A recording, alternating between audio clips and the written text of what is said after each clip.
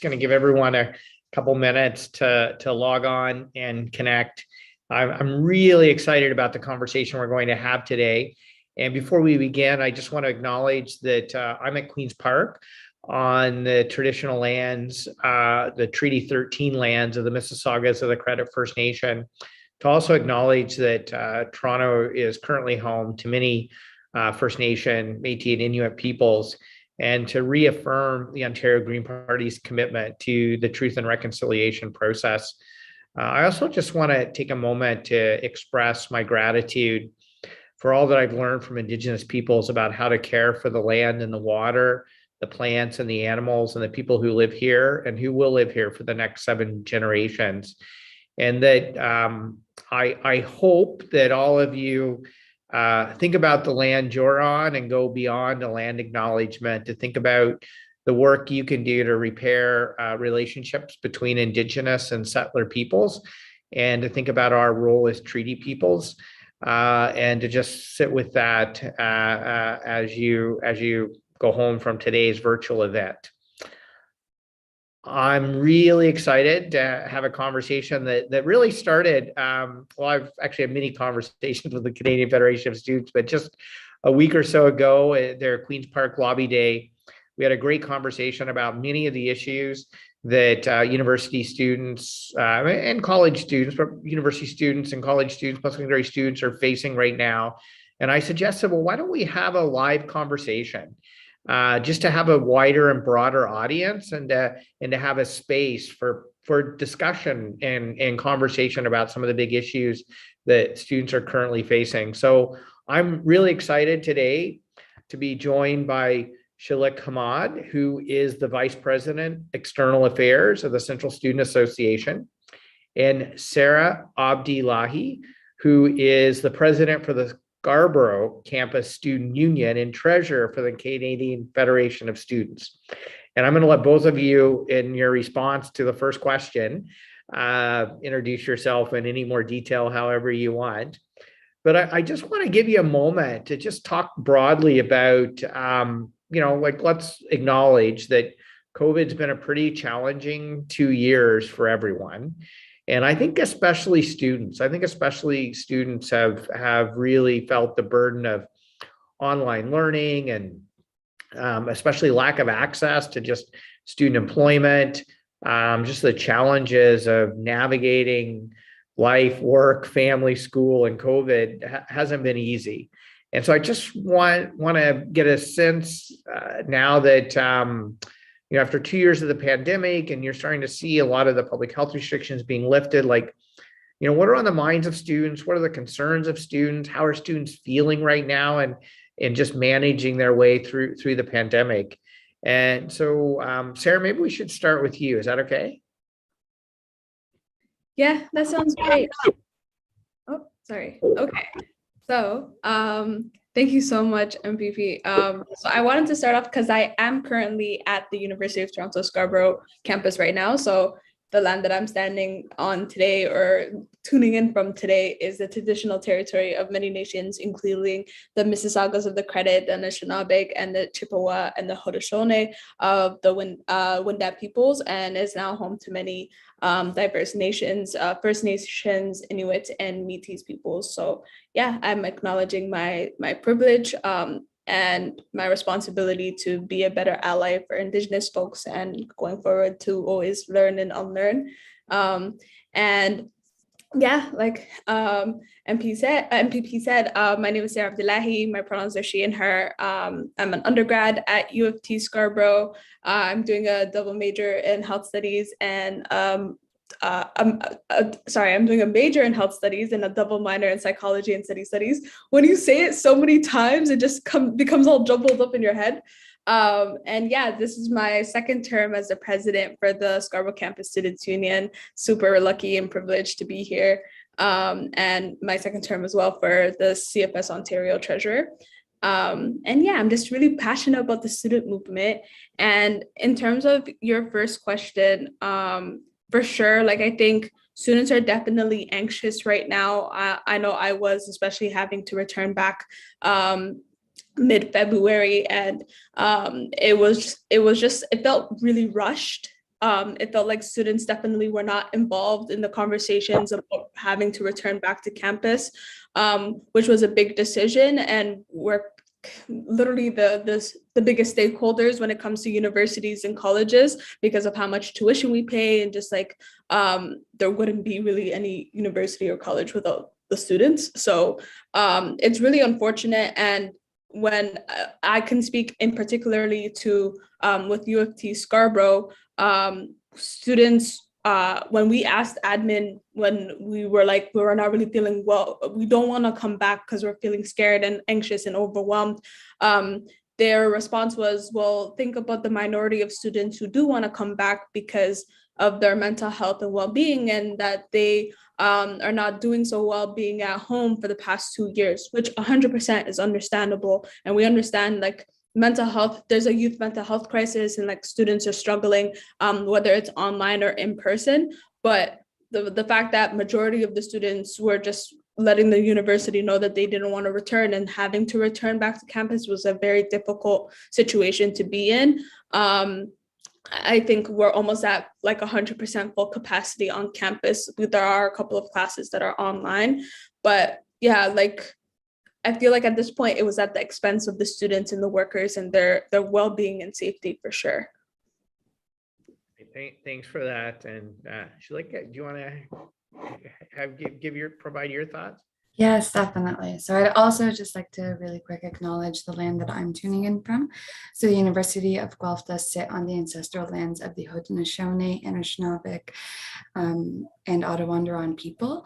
And it belongs to the Treaty of the Mississaugas of the Credit. And so I'm thankful to be living on this land and to give back and let our Indigenous people pave the way forward. And so my name is Sheila Kamad, my pronouns are she, her. I'm the CSA VP External, and the Central Student Association is our student union at the University of Guelph.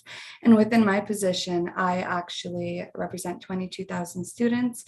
And so it's been very interesting firsthand experiencing in my first term during a pandemic, experiencing the switch between coming back in person, going online.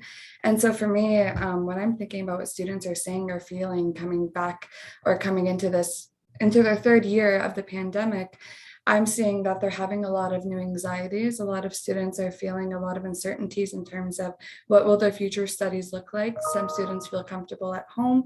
Some students are looking for in person. However, I find that when it comes to that, students are mostly demanding hybrid learning formats. And so specifically the Central Student Association had ran a survey with our students with over 5,000 respondents, which was an incredible number. That's about 25 to 30% of our student undergraduate population. And so some of the most demands that we had were hybrid course options, free masks and PPE, enforcing wearing masks and social distancing, more communication from admin. Like Sarah said, we've been also having miscommunication issues with the university admin, kind of feeling like we're not being heard. Despite the student data that we have of what their demands are and what their feelings are, we still feel that their priority lies to coming back in person and kind of returning back to a normal. And so in addition to that, our international students are feeling the brunt of the pandemic as well, with tuition costs increasing. Luckily, we did have a 5% cap on our tuition cost increase at the U of G. However, it still comes back to financial stability, employment opportunities, how work visas or study permit visas affect international students. And so there are some other things I'd like to touch on in the future questions, but I'll kind of leave it to that students are feeling really anxious right now and don't really see a light at the end of the tunnel, kind of just going through it dark and hoping for the best. Yeah, no, I've been hearing a lot of students reaching out to me from camp. Obviously, I talk to University of Guelph students a lot, being the MPP for Guelph, but conversations with university and college students from across the province, and lots of anxieties and lots of concerns about quality of education as well. And so I was literally asked today at Queen's Park from reporters what I thought about freezing tuition rates. And I was like, yeah, I'm all for that, but let's not freeze university and college budgets at the same time. Like, I think the province needs to step up and provide more funding support to universities and colleges to make sure they can make the investments in the quality of education and services on university and college campuses, which is kind of leading into my next question that I wanted to ask you about is, last week or a couple weeks ago, actually I was proud, I released the first standalone platform policy strategy for mental health. And I know it's a huge issue on all campuses. Pre-pandemic, it was a big, like access to mental health supports and services was a big issue. During and the pandemic, those concerns have really gone up. And just, I know so many students facing challenges accessing mental health services and supports. And I'm just kind of wondering, maybe if you could talk a bit about you alluded to the stress and anxiety students are facing, but that obviously leads to, mental health challenges. And I'm just wondering if you could discuss that a little bit and just the challenges of accessing support and what kinds of supports you think students need when it comes to mental well-being. And so maybe, Shalik, do you want to start this time? Yeah. Yeah, for sure. Thank you so much. So in terms of accessing mental health, I think I've spoken to folks and a lot of people are saying how we're facing two pandemics right now, one of which is mental health. And I think this is no different, especially for our students. And I think that in terms of accessing mental health supports, unfortunately, our marginalized students do face a lot of discrimination and misunderstanding when accessing these services. And so we were lucky here at U of G where we have a BIPOC coalition that kind of gathered enough data and testimonies to bring to the admin at the U of G to say, hey, we need more BIPOC counselors. We need more counselors who look like us. And so although that was successful, we still feel there's a long way to go still. We think we still need more queer support for our queer and trans students. I think we need more accessibility to affording therapy services because I think especially with campuses and again, mental health being such a crisis at the moment, it's hard to kind of get an appointment or to kind of remain consistent with receiving those services. And something that I did want to specifically bring up was the rise in the sexual gender-based violence on campuses this year and the amount of walkouts and initiatives put in place to stand in solidarity with our campus survivors. And so I think there's even a bigger conversation to be had of, okay, we've been inside for 2 years. There are students who have not had the chance to go to parties and socialize like some older university students did. However, we need to start challenging rape culture and how that correlates with mental health for our students. So that kind of covers what I've been noticing or what trends I've been seeing on campus. I think there needs to be better funding for mental health sources and especially also more advertising of resources that are available because oftentimes I hear students don't even know that they have benefits or services on campus that they can access to. But I know that my campus is not alone in this situation and I'd love to hear Sarah's thoughts as well. I know she had similar experiences as I did as well. Great, thanks for that. And yeah, Sarah, by all means. And I actually just really quick want to say that thank you for bringing up the issue of around gender-based violence, because I think we're the pandemic, like we have a crisis of gender-based violence, period, that I think was made worse during the pandemic, especially in a lot of domestic situations. And so thank you for bringing up a lot of issues, but I think that's one particular one that is not being talked about enough. Yeah. So anyway, go ahead, Sarah. Yeah, no, definitely. There's a youth mental health crisis, like I alluded to before, and it's tough. It's tough being a student. And with CFS Ontario, we do have an equity and mental health campaign that kind of relates to a lot of the demands that students have across the province, like reducing barriers when it comes to accessing mental health services, because you have to jump through so many hoops to just get the help. And it's already a struggle admitting that you need help and like making that decision and like actually going out of your way to try to find these resources. So we shouldn't make it difficult, even more difficult for these students.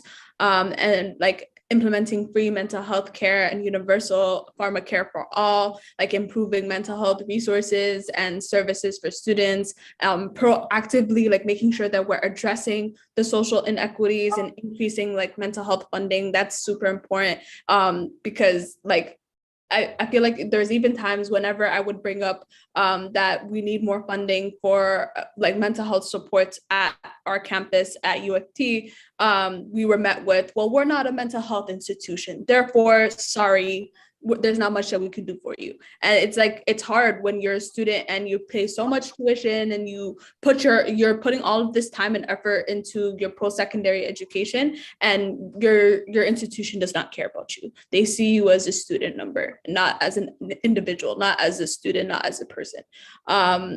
Other things were like also like challenging and like making sure that we're addressing racism and transphobia, homophobia, sexism, ableism, classism, colonialism, and just like in collaboration with students. Like students need to be at these tables and having these discussions, and like how we could better address them. And I think one of the last demands within our equity in mental health campaign was about like creating a standalone like mental health addictions and harm reduction ministry, because it's important that we have something like that in place when our institutions are saying there's not much that we can do for you here, you're going to have to look externally for support. And having that a standalone ministry, like students know that that's a resource that they can rely on, would be incredible for sure.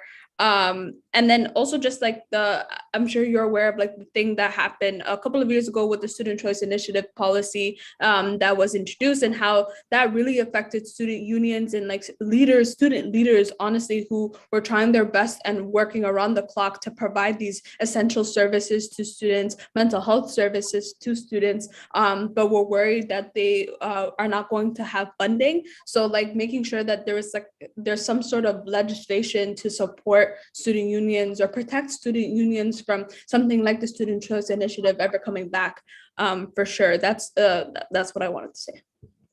Yeah, so as I was hearing you say that, I was seeing like, I don't know if you've read the Ontario Greens mental health platform that we put out, but my gosh, you should read it, because almost everything you said is there, including funding to expand mental health services under OHIP. I mean, my philosophy is mental health is health. And so why are we treating mental health differently than physical health? And so, like if you showed up the emergency room with a broken arm, it'd be ridiculous for somebody to say, oh, we'll fix your arm, but you got to come back in like 6 to 8 months because we can't provide the services right now. Like that'd just be ridiculous.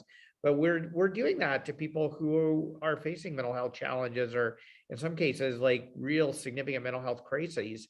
And so making sure that the funding is there, that services are available through OHIP, that are affordable, accessible, that are provided through an equity lens, so everyone can access services that are appropriate to their race, class, gender, etc., is so important. And on the student choice initiative, I spoke out, voted against that, tried to fight it. And I think what's infuriating for me is to know that the provincial government wasted money fighting that in court. That's money that could have gone to university and colleges, or could have gone to reverse the OSAP cuts that have really significantly hurt post-secondary students. And then I look at all the money universities had to spend to try to implement the student choice initiative that could have gone to things like mental health supports. Like the whole thing was just such a waste of money. And really, I think it was mostly targeted at silencing student political activism and student voices and student democracy. So yeah, I hear you on that. I just want to let folks know who are tuning in that if you want to send any questions, by all means, you can do it through whatever social media channel that you're viewing, Twitter, Facebook, Instagram, whatever. And I'll do my best to ask your question. But I want to continue the conversation. And this is an issue that's really near and dear to my heart. I, prior to going into politics, was working really hard to get more local, healthy, sustainable food available on post-secondary campuses. Did a lot of work with the University of Toronto and the University of Guelph, proud to say. And but I know that the rates of students going hungry and accessing food banks have significantly gone up over COVID. I just met with the Meal Exchange last week, and they had released their like student survey where it was like over half of students were accessing food banks. Like the numbers were huge. And so I really wanted to, and I know there's a connection between, you know, how well you do in class, how your mental and physical well-being, and access to nutritious, culturally appropriate food. And so I really wanted to ask you about just this issue of food security and access to affordable food on campus and for students. And so, Sarah, I'm hoping maybe you can open with this one, and maybe if you could just, you know, share what students are really experiencing right now. Yeah, most definitely. I actually have a poster right behind me that says, "We believe that food is a human right," which, yeah, it's unfortunate that, and I could speak to Scarborough in particular because that's where I'm at with school and everything, but it is super expensive to purchase like nutritional food. And a lot of our Scarborough residents and students who go to the University of Toronto Scarborough are heavily reliant on food centers and food banks. So yeah, it's hard. And then having like people have to choose between paying their rent or paying for transportation or paying for their tuition or their school stuff, like what they need, like textbooks and stuff. There are times where students would be like, do I get my textbook that I need so I can get the 10% for my final grade, or and I can complete my assignments, or should I get groceries this week, or should I get food this week? So a lot of the times food is always the first thing to go in terms of priority and like where they would be spending their money, because money is tight and everything is super expensive. And things like car payments or bus passes, those are things that are fixed payments that you can't really negotiate with, but you can negotiate whether you get a slice of bread and like some spreads for the bread, or if you actually get like green like vegetables, fruits, meats and stuff like that. Right now at the University of Toronto Scarborough, with the Scarborough Campus Students Union, we do run our own food center, and we've actually, especially because of the pandemic, we've doubled how much we're supporting students, because now we're not just supporting students, but we're supporting their families as well. So every week students would come in, get their free groceries, which is like, we're so happy that we're able to, even during the pandemic, be able to continue this throughout the entire past 2 years.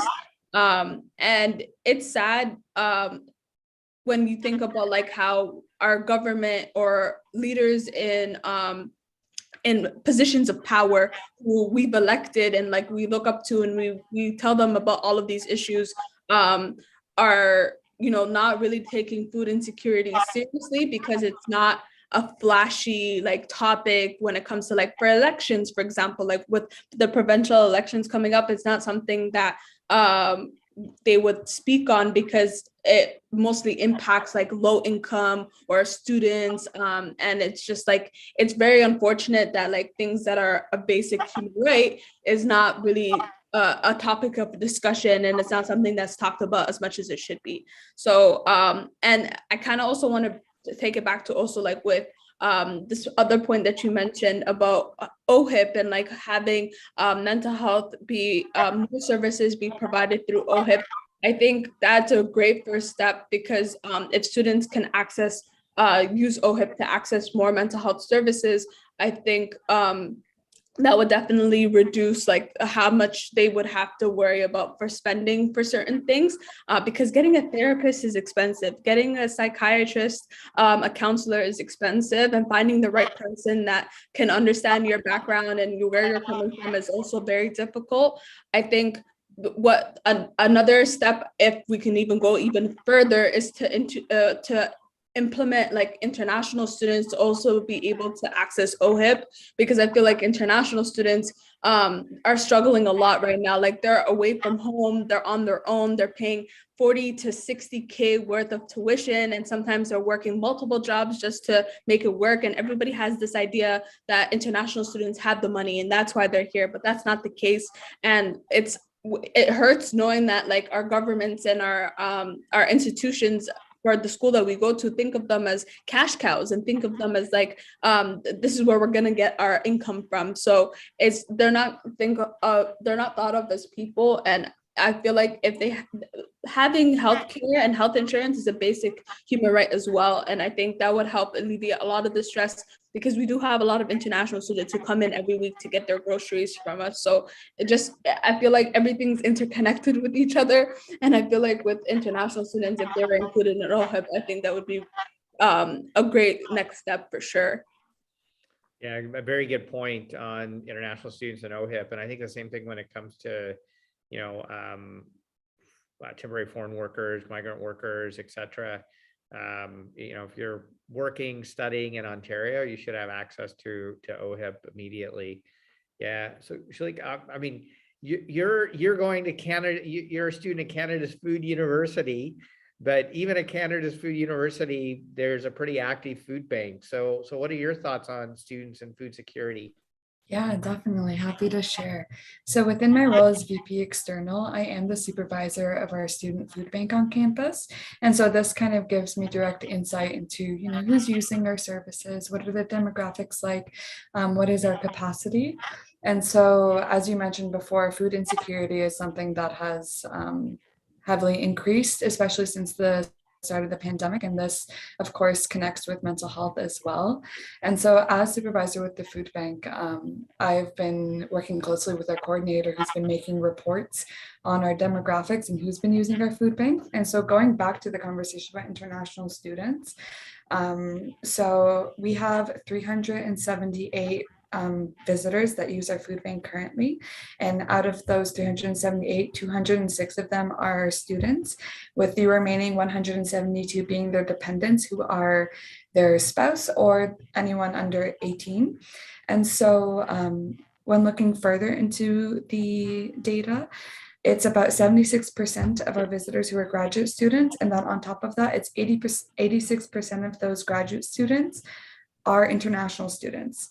So there's a clear direct correlation between food insecurity and the tuition costs and living costs of what it's like to be an international student pursuing their master's here at U of G. And so we've definitely taken advantage of, trying to seek more funding, seek more capacity building to ensure that our services can continue operating effectively. But we still see that the demand or the supply cannot meet the demand. And it's a bigger problem than just our own campus. And so I'm thinking, since so many of our visitors are international students, they're in direct need of more funding and more support from the university, as well as when we consider what their study permit allows for them, they often can't work more than 20 hours a week to sustain themselves while paying tuition, rent. And something else I want to mention with food insecurity and mental health is housing affordability, which I think is a whole other crisis we're currently experiencing, and how this then plays a role in affording food, because again, food prices are also increasing. So when does it end, And so as much as we've been thankful that we've been able to continue our services this year, we've also just seen the drastic demand for food, and especially more funding for food banks to provide nutritious ingredients such as produce or milk or eggs and things like that, which not all food banks do. And we're really happy to say that we do provide that on campus. But in terms of what role the government could play in supporting our students, I really think it comes down to supporting the framework of things like OHIP and initiatives that can enhance security in purchasing foods and financial security. And I know all of these things are very intersectional, they're very dynamic, but it also plays a role with employment and how competitive the career sector is right now. And so unfortunately, as these all kind of play a role with each other, it boils down to people going to bed hungry at night and not being able to access the services they need because there isn't enough capacity to do that. And so, yeah, I'll kind of leave it at that. I think the government could always provide more funding and kind of invest in initiatives that cover that kind of support. But as of now, it's really clear that food insecurity is a big problem right now. Yeah, and I appreciate you making those intersectional connections, and especially to housing affordability. I mean, you know, as you know, you got to pay the rent if you're going to keep a roof over your head. And my gosh, it's getting harder and harder to do that. And so we absolutely have to address the housing affordability crisis as well. I want to get to a few questions that have come in. So Samantha asks, and I'll let either one of you decide who wants to answer first. So Samantha asks, what do you feel needs to be done to support young people suffering from climate anxiety specifically? So concerns around the climate crisis. Either one of you want to go first? I can. Sure. Are you okay with that, Sarah? Yeah, so climate anxiety is very real.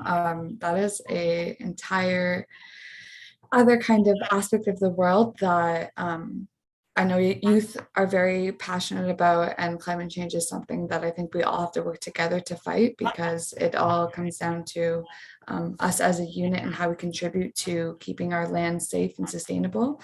And so to kind of help youth combat climate anxiety, something that I have personally found in my experience is directly becoming involved with climate change groups and groups that focus on environmental sustainability.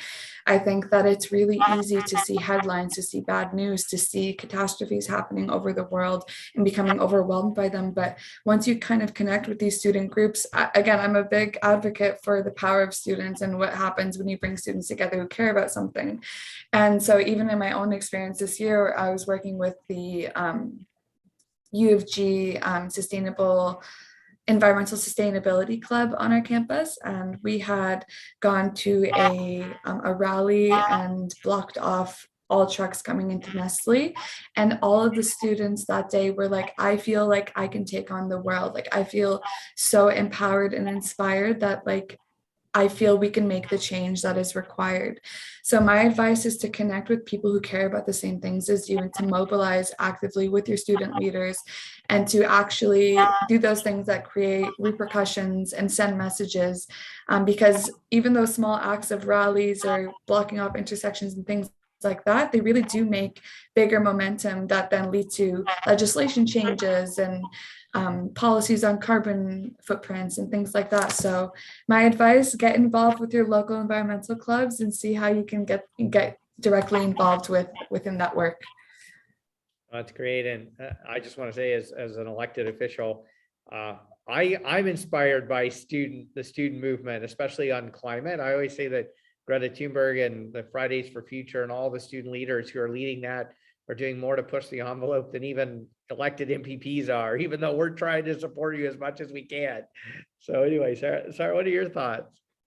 Yeah, I think Shilek covered pretty much everything that I was going to even say about, like, for young people, when it comes to climate, we're definitely anxious. We're worried about where the world's going to be in a couple of years from now. So definitely getting involved. I would say it like starts with you, honestly, and how much like time and work you want to put into this. But like doing your research, making sure that you find these organizations, start volunteering for them, starting a club on your campus if you're a university or college student, and getting involved with your student unions or the Canadian Federation of Students Ontario, because we do a lot of work when it comes to climate advocacy and climate justice. So we'll loop you in for sure. The more the merrier, of course. And I'm thinking about, like, even like coming out to like rallies and protests, like Shelek said, is a great way for you to like make a sign and come out and like talk to people. I actually have the sign over here. I have so many signs. I'm so sorry, but this one's like "Hot Girl Summer was too hot." Like you make cute signs and come out with your friends, and it's a great way for you to like be part of something bigger than you, which is what like the student movement's all about for sure. Great, thanks for that. So I think we have time to get to one more question that somebody sent in social media channels. So this is a question for Sarah and Shalik. What is your top priority, in your opinion, for students to be paying attention to for the upcoming provincial election? So this question is particularly important for me because I have an upcoming provincial election, so I'm ready to listen and learn. So Sarah, do you want to start this time? Yeah, the first thing that comes to mind, honestly, would have to be about tuition and OSAP. Just because, like I said, like tuition is super expensive, and then all the other things are interconnected with each other. So if tuition wasn't as expensive, then you wouldn't have to worry about all the other expenses that you have as a student. And we're more than just a student. We're family members, we're workers, we're doing all of these different things. So I would say definitely tuition. And if there was like a cap and just like lowering tuition for international students and domestic students. OSAP, like the cuts to OSAP was ridiculous. So just like I would love to see policies or legislations for more funding for OSAP for sure. To help, I want to see more grants and less loans. So that's something that I will be talking to students about and seeing whether like there are candidates that we can vote for that are supporting what students want, because it feels like, again, like our voices are going unheard. So that's something that is my top priority. Great, thanks for that. Yeah, and Shalik? I think for me, coming from a student perspective, I think that definitely OSAP, definitely tuition. I'm a huge advocate for more grants and less loans. And I think that it's really important that our MPPs kind of hear that and follow that demand forward from students. And so something that kind of came to mind is a little bit less about our provincial elections and just more so about the accessibility to voting. So in our federal elections in September, unfortunately, we didn't have the vote on campus program. And so this really affected voter turnout. And I think that democracy is very important, both within student bodies as well as within country frameworks. And so I think that it's important to make sure that students are educated while going into the elections. I think having a good education on each candidate's platform is really important, making sure that students are aware. And then in terms of specific issues, something that really came to my mind again was mental health and housing affordability, because I think that these are deeply connected to just our lifestyles and the basic necessities that students need to get by and to pursue their studies. And more specifically in the context of Guelph, when we ran our survey, it was about 10% of our students who did not live in Guelph. And while we were returning back into person, we had a lot of students come to us and say, hey, there's no housing in Guelph, like there's no vacancies. And so I think that tuition, OSAP, housing, and then OHIP are kind of the most important ways to kind of support our students, to kind of invest in those initiatives, to then kind of have it help our students go through their undergraduate studies and all the studies that they take on. Yeah, it's interesting you both talked about tuition because and OSAP, because a lot of people don't realize the biggest cut in the current conservative government's first budget was to OSAP, $750 million, which is now cumulative grown to over $2 billion. And so restoring that cut and converting from loans to grants is so important, especially for students who don't come from wealthy families, to just be able to afford and access post-secondary education, whether it's college or university, is so important. And I'm just going to say we're going to continue to keep pushing on housing affordability. If you haven't had a chance to look at our strategy we released last year, the Toronto Star called it a masterclass plan. And it's really designed to both incentivize private sector, but more importantly, when it comes to deeply affordable housing, is actually have government investment back into housing to support co-op, social housing, deeply affordable, permanent, supportive, nonprofit housing, et cetera. Because I know, particularly in university communities, it's really like housing becomes incredibly unaffordable because there just isn't enough supply of deeply affordable housing. So I hear you on all those issues for sure. I just want to thank both of you for being here today, taking the time, like just being so articulate and thoughtful and sharing your thoughts, your opinions, your priorities. And I just want to thank everyone who's joined us and tuned in, because these are the kinds of conversations we need to have all the time. But I think especially going into a provincial election, it's really important because, the votes that people are going to make on June 2nd will have a direct and profound impact on the quality of education, the affordability, accessibility of education, housing, mental health, food security, so many of the issues we talked about today. So thank you both for taking the time, and thank you for being such articulate leaders for students across Ontario. And again, thanks everyone for joining us today, and be well and have a good day. Thank you so much.